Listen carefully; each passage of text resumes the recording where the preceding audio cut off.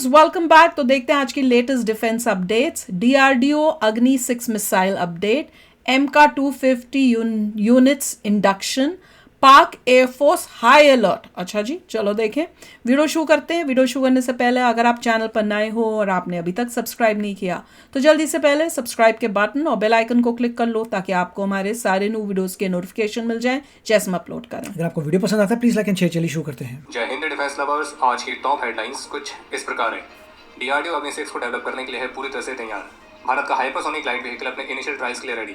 6th generation fighter program में participate करने के लिए भारत ने ऑफिशियली पेश किया अपना इंटरेस्ट। तेजस मार्क 2 के दूसरे प्रोटोटाइप पर भी शुरू हो चुका है काम और आर्मेनिया भारत से लेना चाह रहा है प्रलय मिसाइल।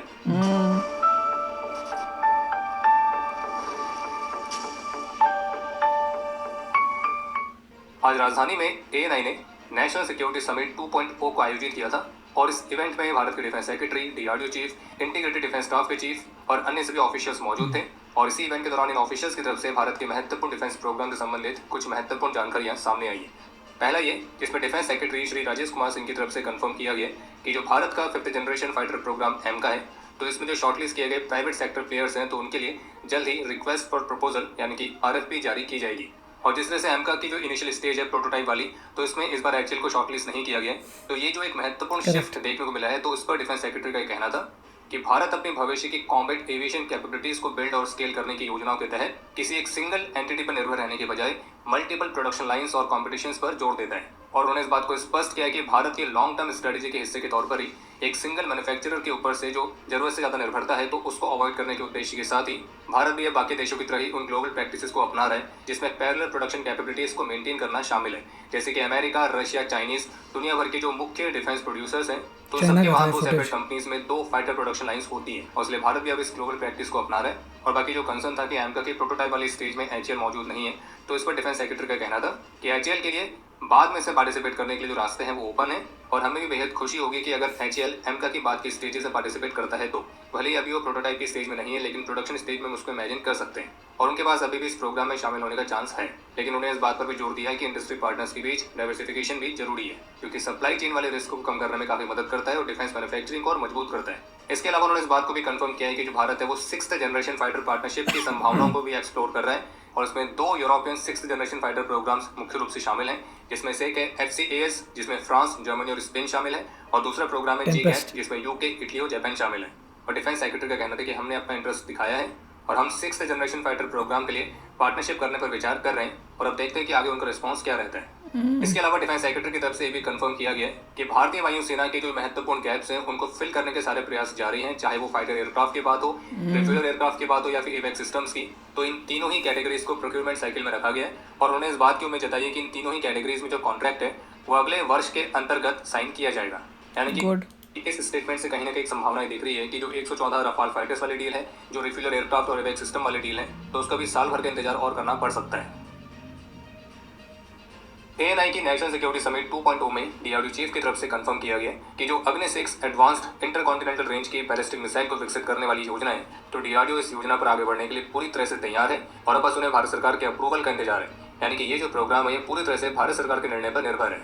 इसके अलावा डीआरडीओ चीफ की तरफ से भी बताया गया कि जो भारत की स्वदेशी लॉन्ग रेंज की antiship hypersonic glide missile program है, तो ये अपनी एडवांस्ड स्टेज में पहुंच चुका है और इसके इनिशियल ट्रायल्स जल्द ही शुरू किए जाएंगे। और उन्होंने ये भी कंफर्म किया है कि भारत हाइपरसोनिक ग्लाइड सिस्टम और hypersonic cruise missile system in दोनों पर ही काम कर रहा है और इनमें से जो हाइपरसोनिक ग्लाइड सिस्टम को विकसित करने वाला वेरिएंट है, तो उसका विकास कार्य आगे चल रहा है। और डीआरडीओ चीफ ने इन दोनों प्रोग्राम का डिफरेंस भी बताया है, जैसे कि hypersonic cruise missile scrum jet engine के साथ आएगी जो कि फ्लाइट के दौरान उसे पावर देगी। वहीं जो हाइपरसोनिक ग्लाइड मिसाइल है तो वो बूस्टर का इस्तेमाल करेगी इनिशियल वेलोसिटी को प्राप्त करने के लिए और फिर बिना पावर के वो आगे ग्लाइड करेगी। और जो हाइपरसोनिक ग्लाइड सिस्टम है वो हमें हाइपरसोनिक क्रूज मिसाइल से पहले देखने को मिलेगा। जो हाइपरसोनिक ग्लाइड मिसाइल होगी वो स्टैटिक और मूविंग दोनों ही तरह के टारगेट्स को एंगेज करने में सक्षम होगी और वो अपने साथ अलग अलग रेंज के पेलोड्स को भी कैरी कर सकेगी। और इस मिसाइल में स्वदेशी एवियोनिक्स से लेकर हाई एक्यूरेसी के सेंसर पैकेजेस का इस्तेमाल किया जा रहा है। और जो हमारे हाइपरसोनिक ग्लाइड व्हीकल है, शॉर्ट फॉर्म में HGV, तो मैक 10 तक की रफ्तार को अचीव करने में सक्षम होगा और मल्टीपल स्किप्स के साथ वो लगभग मैक 5 की एवरेज स्पीड को मेंटेन कर पाएगा।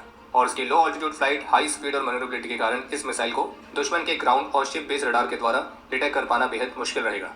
इसके अलावा उन्होंने ये भी बताया कि जो हमारी प्रलय मिसाइल है तो वो भी अपनी टेस्टिंग की फाइनल स्टेजेस में है और वो भी जल्द ही तैयार हो जाएगी। इसके अलावा एक प्रस्तावित कन्वेंशनल मिसाइल फोर्स के स्ट्रक्चर के बारे में डीआरडीओ चीफ की तरफ से बताया गया कि इस पर अभी भी विचार चल रहा है और फोर्स को अलग अलग रेंज और टैक्टिकल रोल्स के लिए एक मिक्स सिस्टम की रिक्वायरमेंट है। और जैसे कि डिफेंस सेक्रेटरी ने कंफर्म किया था कि जो प्रस्तावित कन्वेंशनल मिसाइल फोर्स की बात है तो उसका स्ट्रक्चर अभी तैयार नहीं किया गया है, लेकिन इस पर डीआरडीओ चीफ का कहना है कि उनके मुताबिक इस तरह के प्रस्तावित कन्वेंशनल मिसाइल फोर्स के लिए लगभग 2000 किलोमीटर तक की रेंज वाले अलग अलग रेंज के बैलिस्टिक मिसाइल्स की रिक्वायरमेंट रहेगी। बाकी ballistic missiles, cruise missiles, hypersonic missiles, तो इस तरह की अलग अलग वैरायटी की मिसाइल्स इस फोर्स का हिस्सा बनेंगी जो कि टैक्टिकल एप्लीकेशंस के लिए अलग अलग रेंजेस पर अलग अलग तरह की कैपेबिलिटी प्रोवाइड करेगी।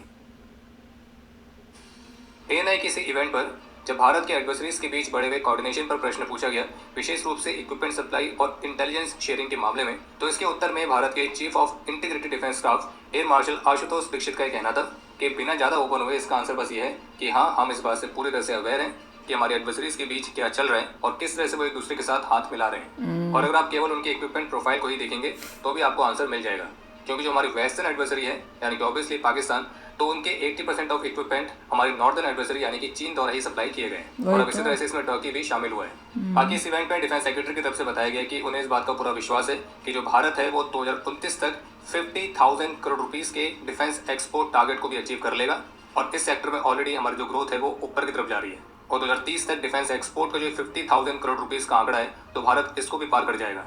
उनका ये भी कहना था कि भारत के सिस्टम्स में ग्लोबल इंटरेस्ट काफी बड़ा है, विशेष रूप से एशिया और अफ्रीका रीजन में, और एक्सपोर्ट को सपोर्ट करने के लिए जो भारत सरकार है वो एक डेडिकेटेड फाइनेंशियल मैकेनिज्म पर भी काम कर रही है। बाकी एएनआई के इस इवेंट में डीआरडीओ चेयरमैन ने भारत के घातक यूसीएवी प्रोग्राम को लेकर भी एक अपडेट दी है, जिसमें उनका कहना था कि जो घातक यूसीएवी है तो कैपेबिलिटी के मामले में आप उसे एक स्टेल्थ फाइटर से कंपेयर कर सकेंगे और उनका ये कहना था कि जो घातक यूसीएवी है तो वो एलसीए के टाइप का 13 टन की क्लास में आने वाला एक स्टेल्थ अनमैन्ड फाइटर एयरक्राफ्ट की तरह होगा। और हाल ही में 67 घातक यूसीएवीज के इंडक्शन को डिफेंस प्रोक्योरमेंट बोर्ड की तरफ से क्लियरेंस भी मिला है। बाकी एएनआई के जो नेशनल सिक्योरिटी समिट है इसका उद्घाटन भारतीय रक्षा मंत्री श्री राजनाथ सिंह द्वारा किया गया था और उन्होंने अपने संबोधन में ऑपरेशन सिंदूर को लेकर एक महत्वपूर्ण बात कही कि हमने अपनी मर्जी और अपनी शर्तों पर ही ऑपरेशन सिंदूर को रोका था और अगर जरूरत पड़ती तो हम लंबे समय तक चलने वाली लड़ाई के लिए भी पूरी तरह से तैयार थे और हमारी जो आपातकालीन क्षमता है वो न केवल तब मौजूद थी बल्कि आज भी और पहले से भी कहीं अधिक मजबूत है।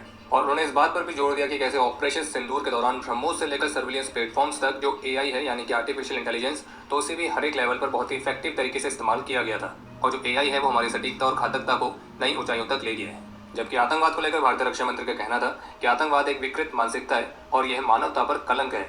आतंकवाद के खिलाफ लड़ाई केवल सुरक्षा से जुड़ी हुई नहीं है बल्कि मानवता के मूलभूत मूल्यों की रक्षा की लड़ाई भी है। और आज जहां एक तरफ भारत आईटी यानी कि इंफॉर्मेशन टेक्नोलॉजी के लिए विश्व स्तर पर जाना जाता है, वहीं पाकिस्तान भी एक अन्य प्रकार के आईटी के लिए जाना जाता है जिसका मतलब है international terrorism.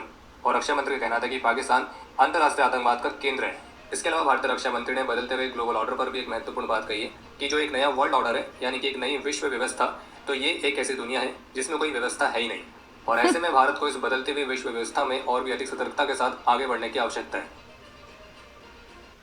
Kanpur based defence technology firm MKU limited को भारतीय वायुसेना से एक लॉन्ग टर्म एमआरओ कॉन्ट्रैक्ट प्राप्त हुआ है और इसके साथ ही एमकेयू भारत की पहली प्राइवेट सेक्टर कंपनी बनी है जिसे भारत के ऑपरेशनल मिलिट्री एयरक्राफ्ट के लिए एक लाइफ साइकिल सपोर्ट सर्विसेज प्रदान करने का कॉन्ट्रैक्ट प्राप्त हुआ हो। और अब इस कॉन्ट्रैक्ट के तहत जो एमकेयू है वो भारतीय वायुसेना के महत्वपूर्ण एयरक्राफ्ट एसेट्स को कुछ कॉम्प्रिहेंसिव एमआरओ सर्विसेज प्रोवाइड करेगी, जैसे कि advanced structural assessment, system level के रिपेयर्स और डायग्नोस्टिक्स, फुल ओवरऑल सर्विसेज और साथ ही डाउन टाइम को कम करने और सर्विस लाइफ को बढ़ाने के लिए technology driven maintenance protocols provide करना। और इस सर्विसेज के माध्यम से जो एमकेयू है वो इस बात को सुनिश्चित करेगी कि भारतीय वायुसेना के जो प्लेटफॉर्म है वो अपनी ऑप्टिमल परफॉर्मेंस पर रहे, उनकी जो अवेलेबिलिटी है वो मैक्सिमम रहे और साथ ही ऑपरेशन रेडीनेस कंडीशन में रहे। देखिए काफ़ी अच्छा वीडियो था।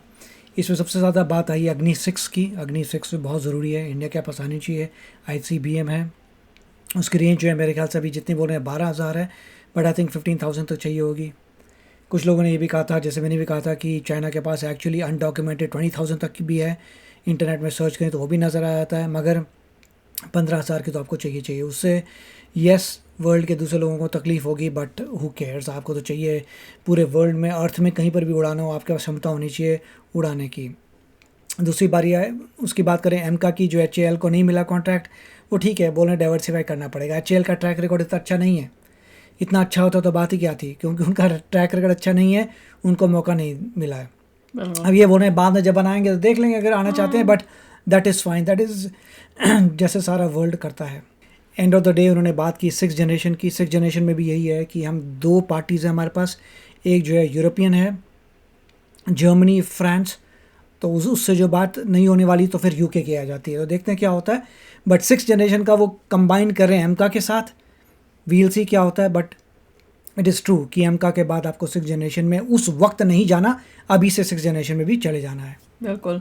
तो चलो यार, आप भी शेयर करना अपने थॉट्स। चलते हैं, मिलेंगे नेक्स्ट वीडियो में बहुत ही जल्द। Till then take care and bye bye. तो अगर आप मेरे इस चैनल पे नए हो तो जल्दी से सब्सक्राइब के बटन को हिट करो और बेल आइकन को क्लिक करो, ताकि आपको मेरा जब नया वीडियो मैं लगाऊं आपको उसके बारे में जल्दी से पता चल जाए।